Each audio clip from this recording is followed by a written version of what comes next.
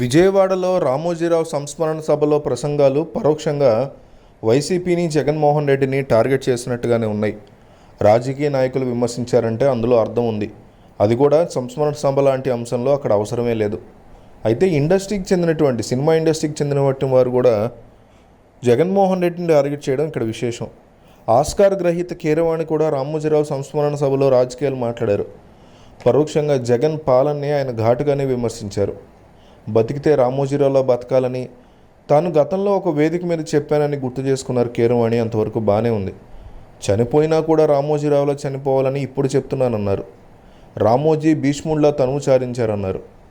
తన మరణాన్ని కూడా వాయిదా వేసి తాను అనుకున్న గడియలు వచ్చిన తర్వాతే భీష్ముడు ప్రాణాలు వదిలారని, అలాగే రామోజీరావు కూడా తాను ఎంతగానో ప్రేమించిన ఆంధ్రప్రదేశ్ కబంధ హస్తాలతో ఉందని, ఆ కబంధ హస్తాల నుంచి బయటపడడం కళ్ళారా చూసి మరణించారన్నారు. రామోజీరావు మీద బురద జల్లాలను ప్రయత్నించడం నడినెత్తి మీద ఉన్న సూర్యుడి మీద రాయి విసరడం లాంటిదని కీరవాణి అన్నారు. కీరవాణి వ్యాఖ్యల తర్వాత చంద్రబాబు నాయుడు చిరునవ్వు చిందించారు. బాబు కళ్ళల్లో ఆనందం కోసమే కీరవాణి అలా మాట్లాడారంటూ సోషల్ మీడియాలో పెద్ద ఎత్తున చర్చ నడుస్తోంది. ప్రభుత్వాలని ప్రసన్నం చేసుకోవడం కోసమే ఇట్లాంటి మాటలు మాట్లాడుతూ ఉంటారని, RRR సినిమా టికెట్ల కోసం అప్పట్లో రాజమౌళి నేరుగా జగన్ వచ్చి కలిసింది గుర్తులేదా అని ప్రశ్నిస్తున్నారు. ఈనాడు గ్రూప్ సంస్థల అధినేత పద్మవిభూషణ్ అవార్డు గ్రహీత రామోజీరావు సంస్మరణ సభని రీసెంట్గా నిర్వహించింది ఏపీ ప్రభుత్వం. విజయవాడలోని కానూరులో ఈ సంస్మరణ సభ ఏర్పాటు చేయగా సీఎం చంద్రబాబు నాయుడు, అట్లాగే పవన్ కళ్యాణ్ పెద్ద వాళ్ళంతా హాజరయ్యారు. ఈ సభలో రామోజీరావు చేసినటువంటి కొన్ని సేవల్ని కొనియాడుతూ ఆయనకు భారతరత్న ఇవ్వాలన్నారు సీఎం చంద్రబాబు. రామోజీరావు స్ఫూర్తిని భావితరాలకు అందించడంలో భాగంగా భారతరత్నతో పాటు అమరావతిలో సకల సౌకర్యాలతో రామోజీరావు విజ్ఞాన కేంద్రంగా నిర్మాణం చేస్తామన్నారు. అలాగే విశాఖపట్నంలో రామోజీ ఫిల్మ్ సిటీ మాదిరిగా చిత్రనగర్ ఏర్పాటు చేసి దానికి రామోజీరావు పేరు పెడతామని చంద్రబాబు వెల్లడించారు.